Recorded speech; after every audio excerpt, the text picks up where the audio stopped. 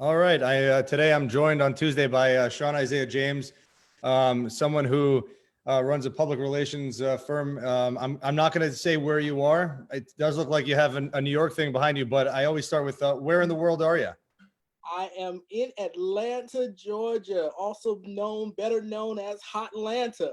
Exactly. Hot Atlanta. Love it. Thanks for joining us, Sean. I really appreciate it. It's wonderful to talk to people from around the country, but also to talk to someone who who's in a similar business. Many folks would say, like, why would you have someone else who's in PR on? But when someone's such a good person and and does amazing things for the community, for religious institutions, and someone who's there's without a doubt every reason to bring you on. So I'm really glad to have you here tonight, and I appreciate you joining us. Listen, Warren, thank you so much for having me. And listen, we're friends. I think it's important to note that we are good friends, and you were very instrumental in helping me get started in this industry. So that's why it's important for me to even be a part of this, because it's important to keep those relationships. It's not about competition. It's never about competition when you're brothers, when you're friends. And unfortunately, I think that's a lost relationship in the world today. We don't have true friends. But I'm glad that I have you and you have me, and we're definitely doing this thing together. Yeah, absolutely. I appreciate that, and it's amazing to see what you've done and how it's grown and moving to Atlanta. I know. Tell everyone where are you from originally? I am born and raised in New York City. I was born in the southern part of Queens, and then I got started. I did my undergrad in downtown Brooklyn and started my career in Brooklyn. So I'm a New York native. So I kind of consider myself a Queens person and also a Brooklynite at heart. So, but New York will always be home. Absolutely. Brooklyn is where my heart is. No matter where I am in the country, Brooklyn's where it's at. So tell everyone also, like, before moving to Atlanta, you worked for the Brooklyn Borough President, correct? Absolutely. So give me one second. I started my career working after I was in the private sector working for a university. I went to work with the Brooklyn Borough President. I started out as an intern, and then kind of developed some amazing relationships at the borough president's office. My then mentor, Ingrid P. Lewis Martin, I owe so much credit to her for even, opening the door at the Brooklyn Borough President's office and Borough President Adams. And then I got to work very closely with them for a number of years, and we did some exciting things together, and then, took it from there. That's amazing. I also, little known fact, when Hurricane Katrina hit, I didn't know what the hell was going on. I was supposed to go to Tulane, and I was taken in by Carolyn Greer in the previous administration. So I also worked in that beautiful historic building, Brooklyn Borough Hall. It's amazing. It's nothing like it. I mean, with the history, just the ambiance of being in that building was just phenomenal. And to think, it's been over 4 years that I've been running my own agency. And to think that that's where I got my footing, and it really catapulted my career. The experience that I got working at the borough president's office was phenomenal. That's amazing. So tell us, again, without giving away the competition's secret. No, I'm kidding. Tell everyone what do you guys specialize in at VisionWorks PR, public relations? So we are a full service boutique PR firm. But I like to think of us as a more so on the digital marketing side of public relations. We are by design. My undergrad degree was in computer art. So by trade, I'm a graphic designer. So I took my graphic design skills and then combined them with what I knew in PR and journalism and kind of meshed them together. But we really started out doing heavy on the digital marketing piece, designing assets, designing websites, and doing those types of services for my home base, which was church. I'm a church boy at heart, grew up in church. So when I, decided that it was time to step out on faith, I knew that, well, where do I go? Who do I go to first? Do I go to politics? Do I go to government, or do I go to churches? And I went to churches. because that's what I knew, that's where I was comfortable, and that's where I felt my need was in this world, was to support pastors, faith-based institutions, to help them reach their markets in a greater way. That's incredible, and that's an amazing specialty. I have a lot of questions for today about about that. I mean, I think that in dealing with churches and houses of worship, I've seen, I'm a religious Jew. As we know, we both connect on faith. It's tough. Like, what do we do? Like, how do you advise, at the beginning of the pandemic, do you close? Do you open? Sorry, do you stay open and take the risk? So, like, what was that like? I mean, because I know you're way beyond PR. You're a consultant for these religious leaders, and you're a pastor yourself. Correct me if I'm wrong, right? I'm a licensed minister.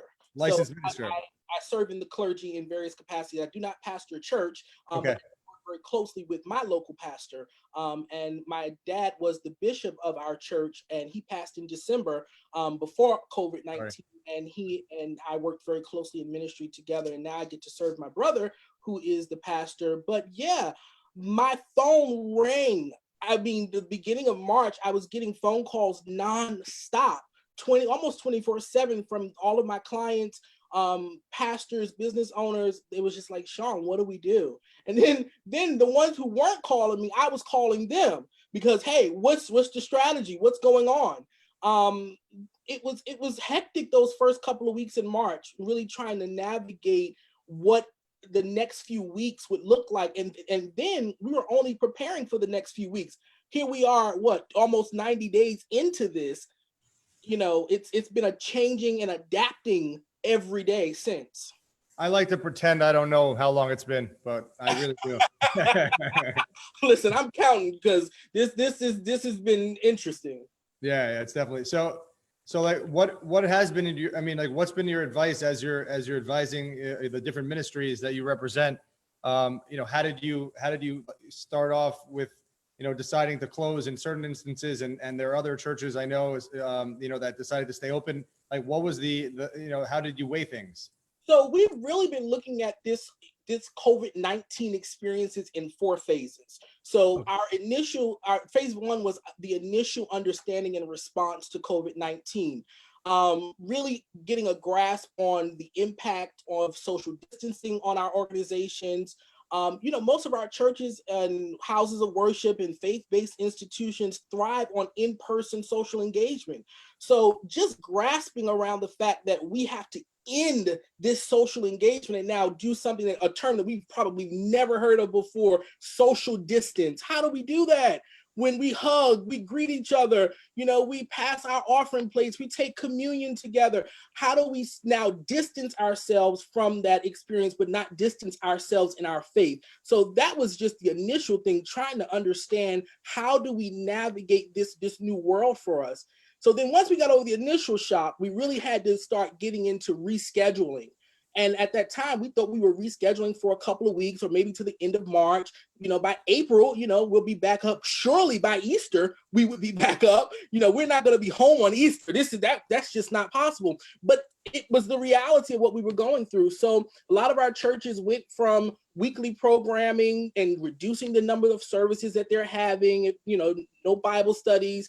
The closing of churches was a gradual process because I think every pastor wanted to hold on for as long as they could. So as the mandates were coming, we went from 50 to 10 to nothing. I think it was a gradual adapting, so, and then even in that, there was a requirement to reduce time. So if we did meet, we had to meet within an hour. And even if you did meet, you couldn't meet more than once a week. So that was an impact that changed daily, and then the business aspect, how do we implement having staff work from home? Businesses, who are kind of used to teleworking and that type of, it was kind of easy for them to do that. But a church, your church secretary, you have your cleaning staff, they're used to they come to the building. They've been doing it for 20, 30 years in many cases. So now we had to figure out, how do we get staff to work from home? Oftentimes in a lot of our churches, it's older people, volunteers. How do we navigate that, and managing of properties and our assets, a building that's now closed for 30, 60 days, has no movement. So how do we, get some fresh air in those buildings, get them cleaned, maintained, make sure that the heating still is running or the air conditioning is running so that the systems, don't get, shut down completely. So it's been a lot of adapting. But I think that was really phase one for us, was really understanding and then reconfiguring. That's it's fascinating. So with a lot of the members of church or staff being older, I mean, and I guess in more in the higher risk categories, do you think like upon reopening that they're going to have to be segregated from the rest of the church communities? I even think about it in synagogue. Like you have every demographic, we all come together to pray. So like, have you guys thought about that at all? How to adjust in returning and keeping the high risk folks away? Yeah, so that's phase 4 of kind of how I'm coaching my clients is how do we re-engage, how do we reconvene. And one of the things that we've been looking at is putting together reopening strategies. So we cannot just reopen without a clear strategy. So just to say, announce on your Facebook to your congregation, we're going to be having service on Sunday without having any type of strategy in place is negligent. It is spiritual malpractice at best. We can't do that. So I've been advising my clients to pull together some critical voices. And of course, that's their local government, their legal counsel, and healthcare professionals. Let's get some people to a table on a Zoom line, on a conference call. What are you recommending that we do? And then for a lot of my clients, I've been advising them to check insurance policies, specifically their disaster clauses, to see, if and when you do reopen and there is an outbreak due to a service that you had, does your church insurance cover that? Will you be covered? So those are some of the vital questions that we've been having around, with our clients. And then two, we always have to think of the safety of our parishioners. At what extent do we open, and then do we tell our elderly population to kind of maybe stay home, or we'll bring certain things to you, or advise them to continue to stream the services but not necessarily come. So those are some questions that are in play. But remember, every church is a church by church case. Every community is a community by community case. The reopening is going to vary across platforms. But I think the thing that stays a constant is have a strategy and get the people who have the information around the table to advise you as the senior leader or as a leadership team on the best ways to reconvene post COVID-19. Yeah, I mean, it's really tough because as religious leaders and as leaders of government, you have to make these decisions, and you're putting lives at risk for doing normal things that we did 6 months ago together. So yeah. It's very difficult. And it's difficult, and it's gonna take work.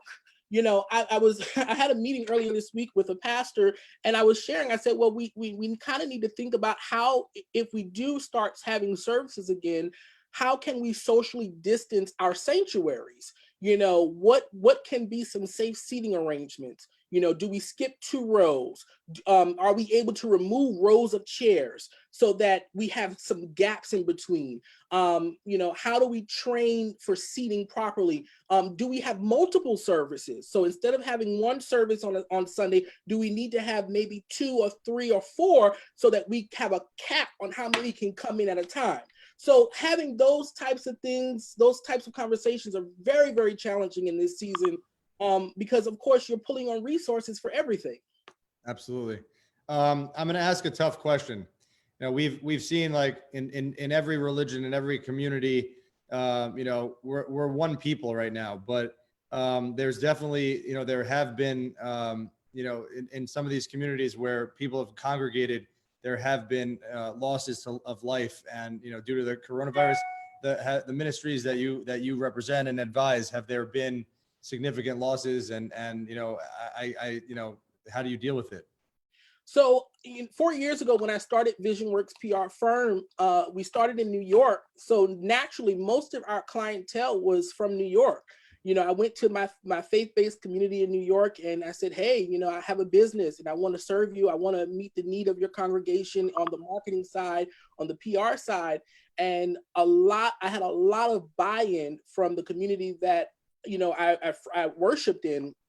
And naturally, here we are going through this novel pandemic, and I have experienced great loss. I actually lost count of how many clients I've lost. I've lost count of how many death announcements I've made.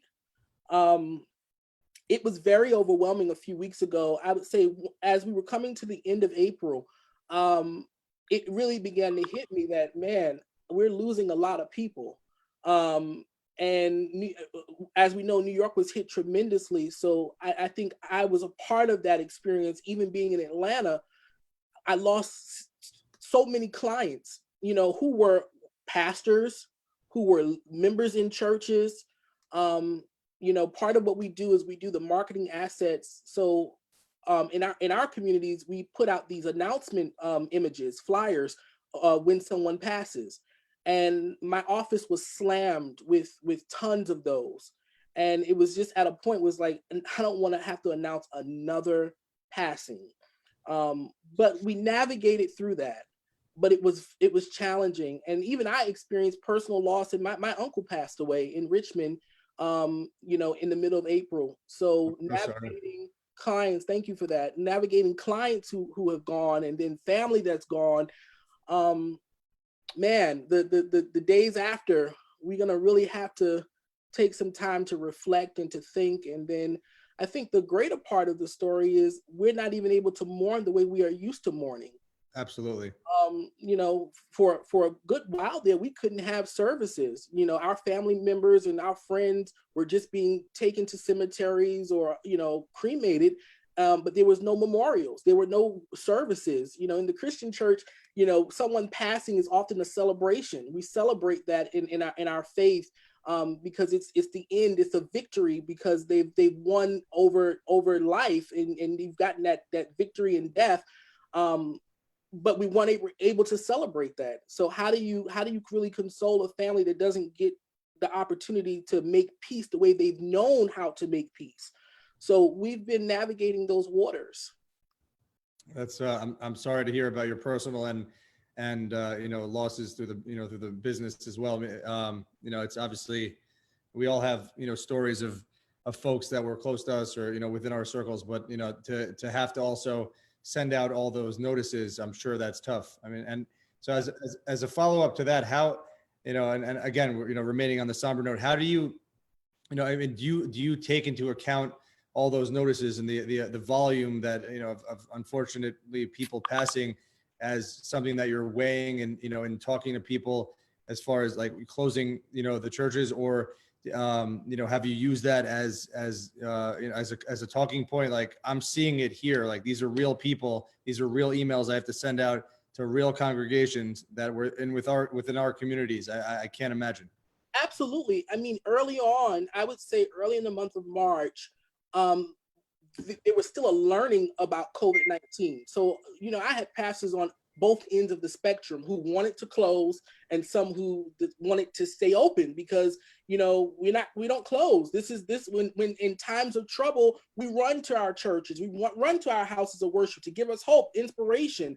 Our bridge over troubled water, right? Yes, our beacon of hope, right? Yeah. So, I had both ends of the spectrum. However, I think it was my professional duty as a PR consultant, as a PR professional, in the best interest of your organization, I had to advise my clients that I think it's best that you follow the protocols that are being given to us by our elected officials, by our health professionals, in the abundance of caution. And that was my language. We go back to government. Out of the abundance of caution, I think this is how we must operate. And that was my mindset from the end of February, to be honest with you. So, my firm closed our physical headquarters here in Atlanta and our New York location in February. Wow, that was really February, we closed because I had already been paying attention to what was going on. I didn't need anyone to tell me we need to close.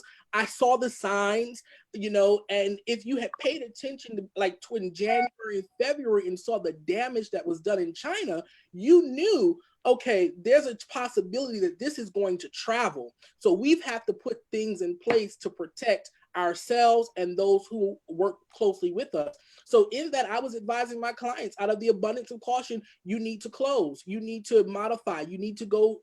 And I didn't tell them to close. The language we used was modified scheduling, because I never wanted, especially my business owners, I didn't want them to send a message to their patrons that their business would be closed. It's not closed, we're modified. Yeah. So I think that was so important. As PR people, it's all about the words we choose, right? It's always the words. Yeah. It's always the words. Yeah. So you're talking about you closed super early and you were watching the news. I also, kept calling my partners, in both the digital marketing and the PR agency and said, hey, I'm monitoring this. Like, our job is to monitor the news. Hey, we should start thinking about, and I think that, after a while, end of February, beginning of March, we had a daily call to really where is it at right now? So on that, I have to follow up. You're in Hotlanta. Georgia, took a lot of flack for opening up early. And I know that we come from politics, so we also know how to avoid certain questions. But I'd love to hear your thoughts on, did Georgia make the right decision and, in opening early? And I also want to, parse that from Atlanta. I know the mayor of Hotlanta, said that this wasn't a good idea. If you go to your beauty salon and you're getting your hair cut, you should probably tell the person cutting your hair that we shouldn't be here. So, what's your thoughts on Georgia, on Atlanta, on the reopening, the early reopening? Yeah. So, I really think that everyone needed to use their professional judgment in making that decision. So I'm not gonna address whether I agree with the governor or not, if I agree with the mayor of Atlanta or not. It's a moot point at this time. Georgia's open, right? I'm clearly sitting in my office right now, so I'm moving about with precautions and with safety. I'm going out with my mask, and I think time will tell. Over the next few weeks, we'll really know, was it detrimental to Georgia to open up when it did? But my personal convictions in deciding to kind of re-engage with the public really was based on my personal convictions and based off of knowing that we couldn't stay shut down forever and we would have to reopen at some point for several reasons. One, the economy has to move, the economy has to grow. And then two, understanding how viruses work, it has to spread. It's going to spread. And that's one of the harsh realities when we talk about COVID-19 being a virus and it's spreading and the risk of losing more lives. But for me, it was my personal judgment and conviction saying that I'm going to do everything within my power to be safe and to protect myself and to protect those I encounter with. So I have my PPE. Everyone that interacts with me has PPE, and we're following the protocols to a T. We're sanitizing.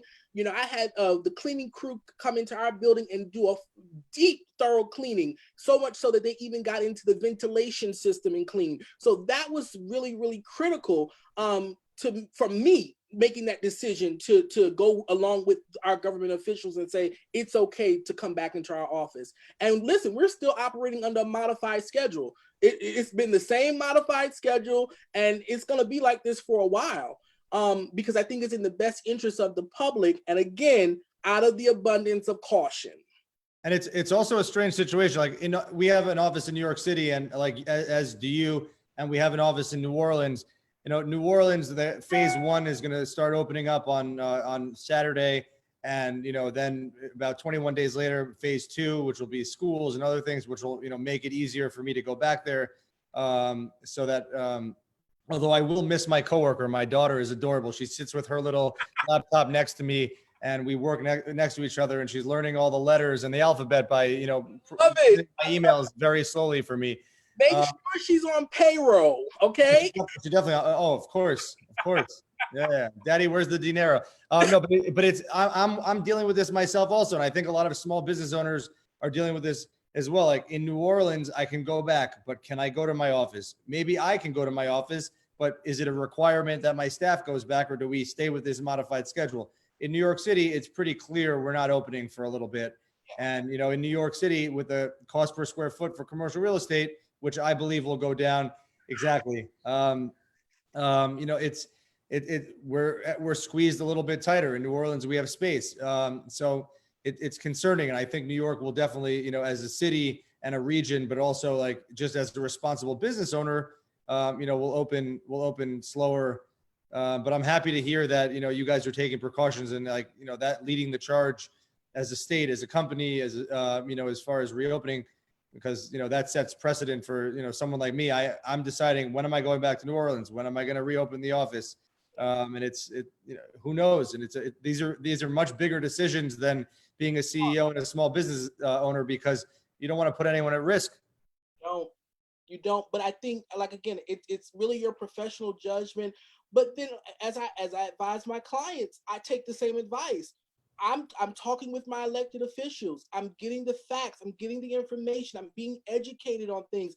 I'm not listening to the news every minute, because we all know that you got to be careful listening to some of our media outlets. But you've got to get the facts. You've got to get the right people at the table and make those wise decisions. And like you said, we've been modified scheduling, and we have a skeletal staff coming in. So we still have most of our team working from home. As cynical PR people, where do we get those facts? No, I'm kidding. I'm kidding. So yeah, you know, a skeletal team. You know, I don't foresee my full team coming back into our office until maybe towards the end of the year. And truthfully, they don't really have to come into the office. So most of the people that we really need are our photographers, our videographers, because if we have client photo shoots in the office or video shoots, we kind of need them to come in and do some things like that. But some of our staff writers and our PR associates who are pitching stories, they don't really need to come in. They can do that from wherever they are.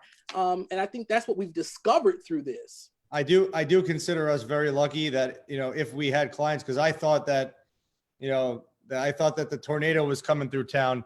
But the fact that our clients have stayed with us, and, you know, and we can adapt and work from home again. You know, I've never had so many employees say, I want to be in the office before, because before this, I want to work from home. I want to work from home. Right. Now, I want to get away from home. So it's unbelievable. Take us, you know, we have a couple of minutes left. Like, what's been your biggest, you know, personal challenge throughout this?